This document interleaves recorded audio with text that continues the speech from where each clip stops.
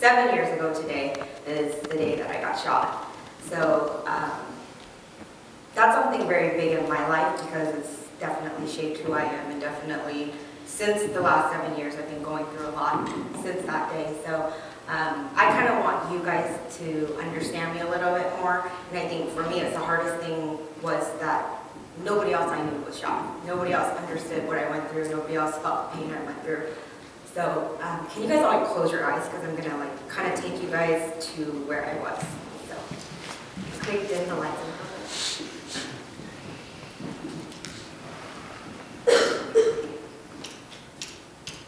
So I'm sure you guys go out with your friends and you can go have fun. So imagine the person next to you, it's their birthday.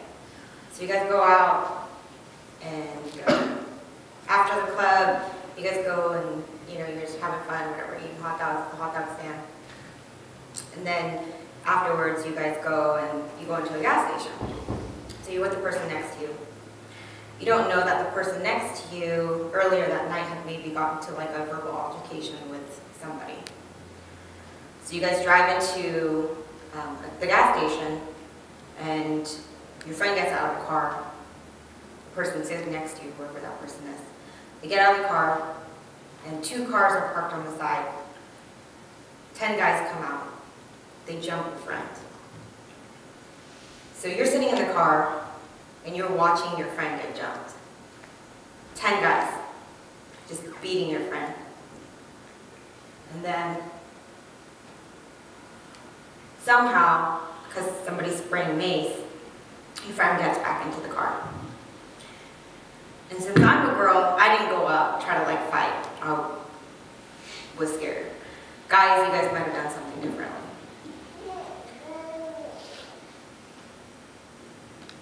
So you get into the car, your friend gets back into the car, and his or her eyes are swollen shut, and your friend's the one that's driving. So obviously, he or she can't drive. You're trying to get out of that car parking lot because there's still a gang outside. They come to your door, they're knocking on your, banging and kicking your door, telling you to open the door. And all of a sudden, guy stands back, pulls out a gun, and says, all of you guys are going to die, and starts shooting. So you feel the first gunshot, you don't know where it went into your body, you feel 1,000 pieces of glass being, forced into your skin. You feel the second shot, you feel the third shot, you feel the 4th shot, then you feel the 5th shot.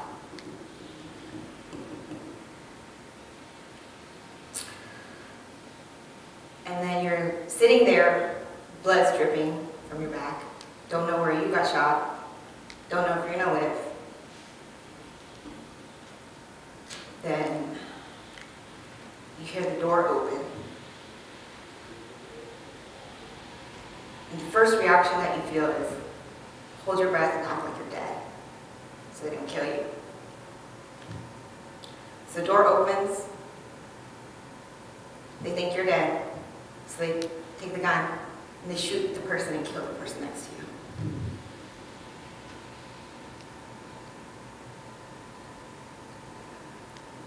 So you don't know they're dead yet. You're sitting there with blood dripping on your back. Everything's flashing through your head because you think at that point you're going to die.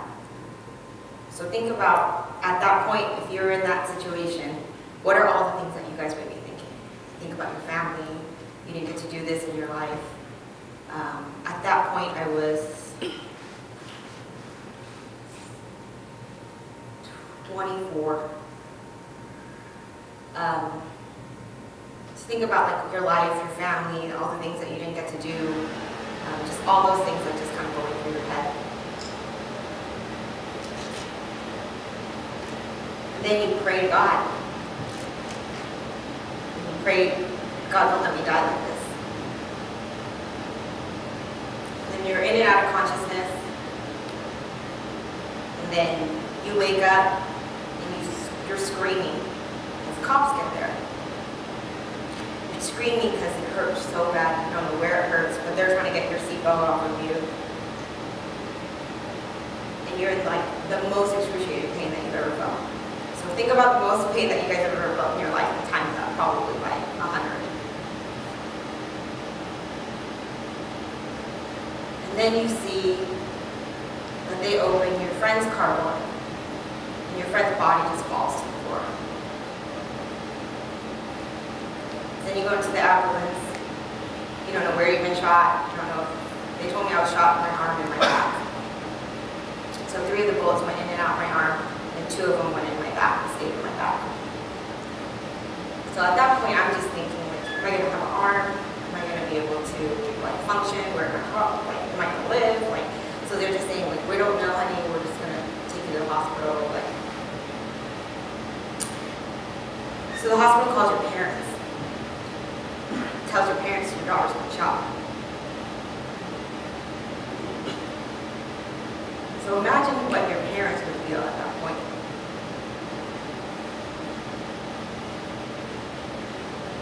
So then your parents get to the hospital, and you're in the bed and you have tubes down your throat, and you see your parents.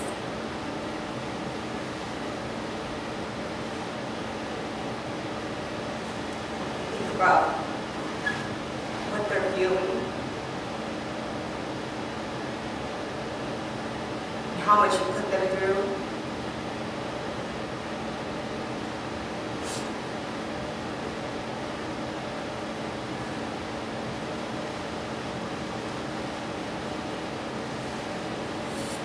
So then you're in the hospital for a few weeks. You get out of the hospital and can't use your arm. Have to let all the they took all the bullets out, and you gotta let the bullets heal. Your bone was shattered, so you have like metal in your arms. You can't really do much. You don't know if you can like play sports or anything. If you guys play sports, I played sports in high school. I wasn't able to do anything, so I didn't know what I was able to do or what doing. I'm right-handed, so it's my right arm. Then you get out, and it's kind of like your world is different. At first, I was so drugged up, I didn't really know what was going on, like what was going on, who was visiting me. And then, once I started feeling better, the world was different. I viewed the world differently. You view the world differently. You don't trust the world. Everything's dark. And for me, it was hard because before that happened to me, I wasn't scared of anything. Like, I was definitely fearless. I wasn't scared of people. I mean, like, you don't think about like shootings or anything like that. You don't think that that's ever going to happen to you. So, at first, I was very thankful to God for saving me. But then once I like was healing and I started going back to work, I noticed my perspective on life was just a lot different. Not trusting. I didn't trust people, and I couldn't really talk about it because nobody really understood what I was going through, and I didn't expect anyone to understand. They told me I should go to therapy, and I just didn't want to talk about it anymore. So I decided to act like it never happened and just try to go on with my life and be normal. And I think that that made things worse because I was diagnosed with PTSD, post-traumatic stress disorder. And so I was just going through my life and got into a relationship, ended up being a physically abusive relationship. And then once I got out of that relationship, and then another relationship, and you just go through a lot of things in your life and it just kind of breaks you down. And I felt like it was going worse. And I didn't go to church. I tried to go to church a couple of times, but it just wasn't something that I never felt like I found a church that I would understand, or even a pastor that would understand. Like, especially for me, like I grew up in a Korean church, probably like most of you guys. Very Korean traditional family, very strict parents. I put my parents through a lot growing up, and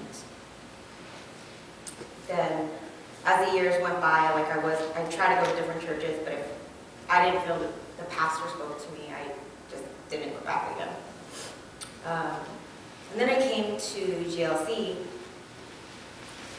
and you know, I met Johnny, for most of you guys that know him, and then we came to GLC together and met Pastor and started talking to Pastor about things that happened to me in my life, not just the shooting, but a lot of other things that happened. And I started to uncover a lot of those things that surfaced up from the past, just in my past. So it's been 2 years since I've been coming here. And one other part I left out was 3 years after I got shot, I was diagnosed with lupus. So the shooting, I think, just like put kind of my body into shock and then put my immune system into shock or whatever. So I was diagnosed with lupus, and last year my friend died of lupus. So all those things going on the last 7 years, a lot of times I thought, like, God, why me? Like, what did I do to deserve this? Why is this happening to me? Like, why, you know, why do I have to have these images of, like, someone getting shot next to me? Why do I have to, you know, I can't reach something that I want to? Or, you know, I always felt that my mentality was, like, God, why did this happen to me? You know, if you love me, why would this happen to me? I think for me, one of the things that, you know, what Pastor was talking about is freedom fighters is I don't look at anything like that anymore. I think I'm so thankful to God now that for everything that happened to me, like even the worst things that have happened to me, I'm thankful to Him because it's made me who I am now. It's made me stronger. And I feel like this is the first year for me that I can say, thank God for everything, like everything that's happened in my life, even if it was the worst things, and like, it's like I'm not even sharing everything that's happened, but there's so many things that happened to me that I feel like, I think one, it was my choice and the decisions that I made, some of the bad decisions that I made in my life, and some of it's just, you know, stuff happens in your life and that happens, but I just think that, you know, I always believe everything happens for a reason. I feel like what doesn't kill you makes you stronger, and I feel like up until this point, you know, like God kind of uses those things to show His love. Like He shows His love through other people, and shows His love through the things that He did, and the whole time it's like, through my whole life, I'm always like, okay, you know, I feel like I've been saved again, or born again like 5 times, just because you go away from God, you come back to God, go away from God, you come back to God. But now, the past probably 1.5 years now, everything that happens, I'm like, thank God. Whether it's bad or good, thank God. And especially now, 7 years from today,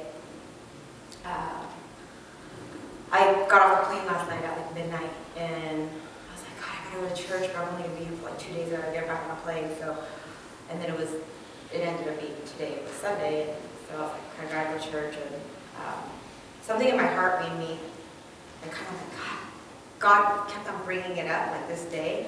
And normally when it comes up, I think about like all the bad things. I think about the images, think about those things.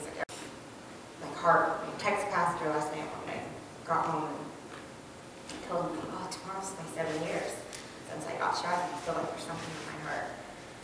And then he said that his topic that he's talking about is freedom fighters. And I'm like, God, that's so amazing to me, because I feel like today, or this year, for the time that I've gone through, you know, the shooting, this is the first year I can like openly talk about it and not feel like that attachment of like the pain that I went through, and just be thankful. Like I wouldn't change that day now. Like before, I'm like, God, that didn't happen to me, but I wouldn't change anything that has ever happened to me now, just because it's helped me get to where I am now.